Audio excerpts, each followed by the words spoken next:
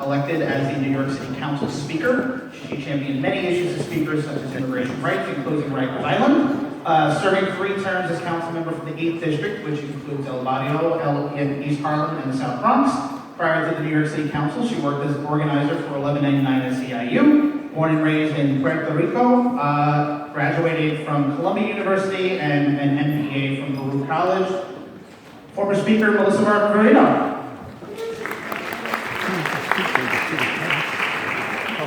All right, good evening, everybody. Thank you so much for the opportunity to be here before all of you. I'm Manny Samar beginning, but I hope that after hearing me tonight and learning more about my positions, that I can earn your vote to be the next public advocate for the city of New York.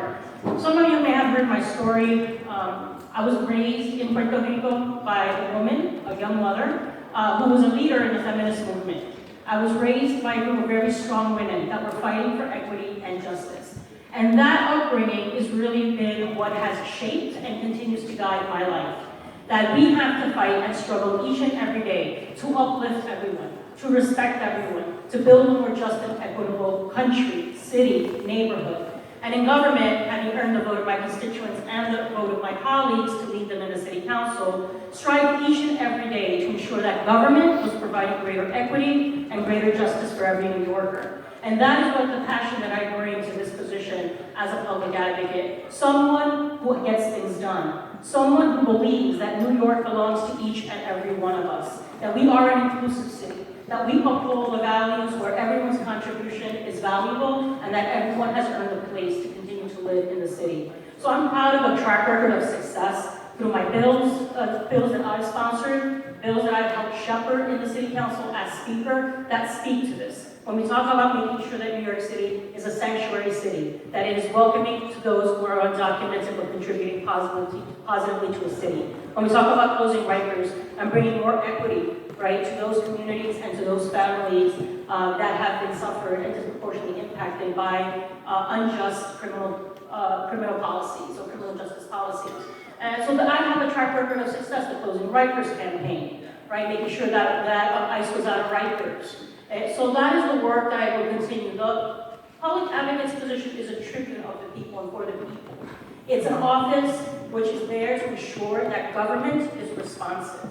The role of a public advocate is very different than the role of a city council member or a speaker. It has a direct relationship with the constituents in the city, and basically it is one that is making sure that government is working effectively and is being responsive.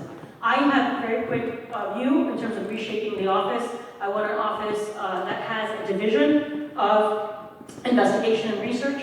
I want an office of legal aid that will look very creatively at developing and establishing partnerships with pro bono legal services to make sure, private legal services, to ensure that we augment the Office of Public Advocate, and make sure that we also have an Office of Community Engagement, where we're going to hire community organizers that are going to go out there, interact with communities, get a feeling and a sense of what the concerns are, and ensure that the city is responding through the Office of Public Advocate to the needs that are being expressed. So I have very clear views. I've been someone that gets things done, and definitely will bring that passion and that energy to this position. All right, let's dive right into the questions. This has been asked pretty much every candidate. Talk about your top 3 priorities of public advocate and some concrete steps that you're willing to take to get those done. So I just filed today over 4,000 petitions, 4,000 signatures to fix the MTA line. And that's the ballot and the party line that I've created. I believe that the bully pulpit of this position is critically important to ensure that we are creating a sense of urgency around the issue of the crumbling MTA.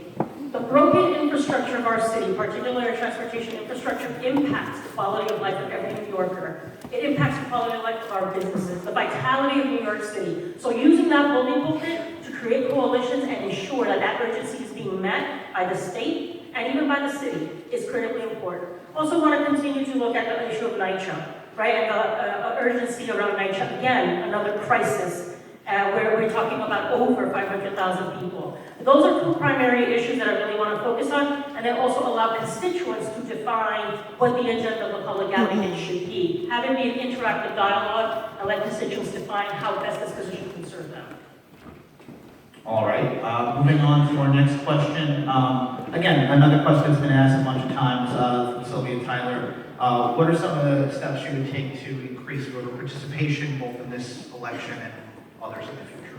Look, the reality, I've been screaming, and in our agenda in the city council, we always include it in the state legislative agenda. The state has really done us an incredible disservice. The state legislature, the governor. We have and need seriously voting reform laws to increase engagement and voter participation. The powers that be want minimal participation because they can control the outcome, right? But we need to figure out how we can really generate enthusiasm, and by doing so, generate more interest, right? With same-day voter registration, right? When we talk about, that's something that happens in some places, right? These are things that happen in other places we don't have. Early voting, which we need to do as well. We need to have the day off in order to be able to vote, take it that seriously, where there is a sense of urgency, where you're giving people, we do that in Puerto Rico. Puerto Rico, it's a day off. You go vote, and you have about 70-75% voter participation. It is taken seriously, right? So we need to also have, so there has to be a coalition, there has to be work to ensure that the state is doing what it needs to do, but they've done a great disservice to us over the years as a state. All right, next question. Something that you definitely worked on as speaker, this is Bridget Cusick's question. What specific steps will you take as public advocate to address the serious ongoing issues around NYCHA?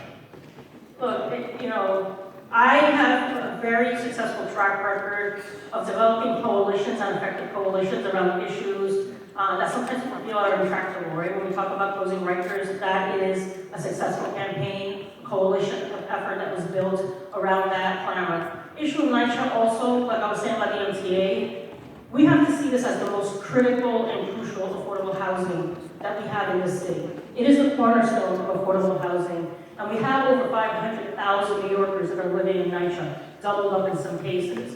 So what has never happened, and we're talking about receivership possibly, the federal government under this administration taking control of our public housing,